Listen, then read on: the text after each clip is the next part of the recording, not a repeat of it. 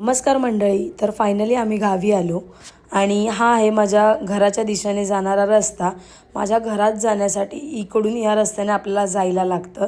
त्या रस्त्याने जाताना आपल्याला भेटतं वाटेमध्ये मंदिर. हे आहे आमच्या गावातील विठ्ठल रुक्मिणीचे मंदिर.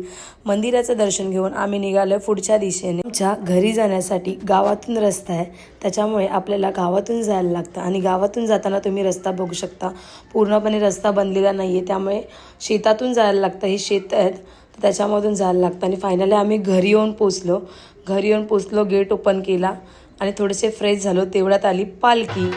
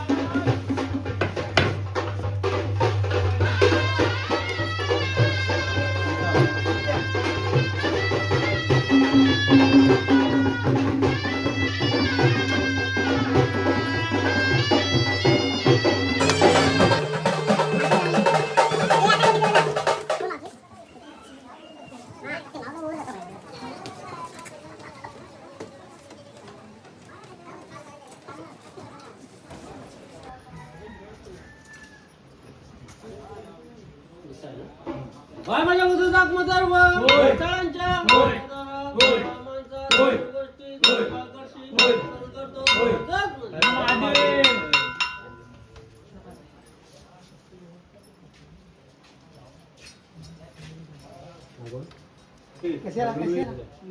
माझी पाठी पडले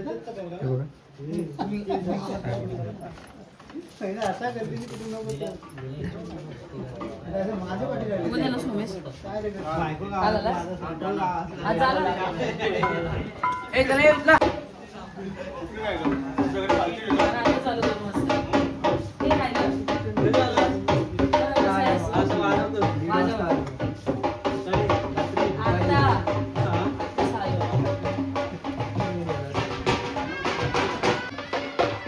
आपल्याकडे आली होती चांदिवणे गावची पालखी.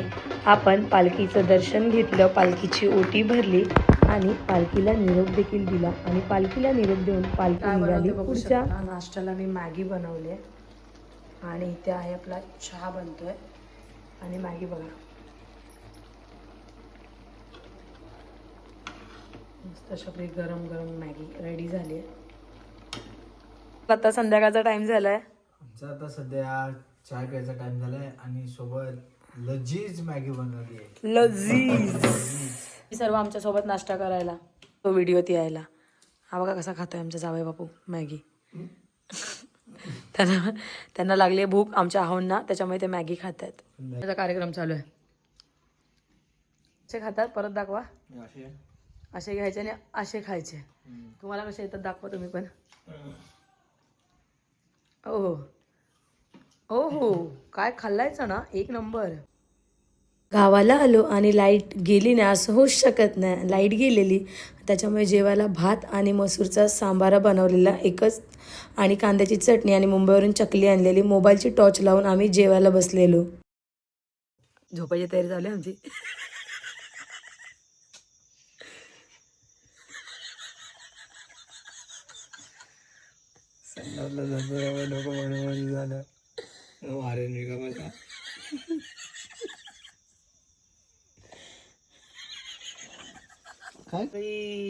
हे होळी देखील पेटवली आहे. लाईट नव्हती त्यामुळे खूप लेट होळी पेटवली लाईट आल्याच्या नंतर. आणि आमच्या गॅलरीतून आम्हाला ही होळी दिसत होती. धन्यवाद.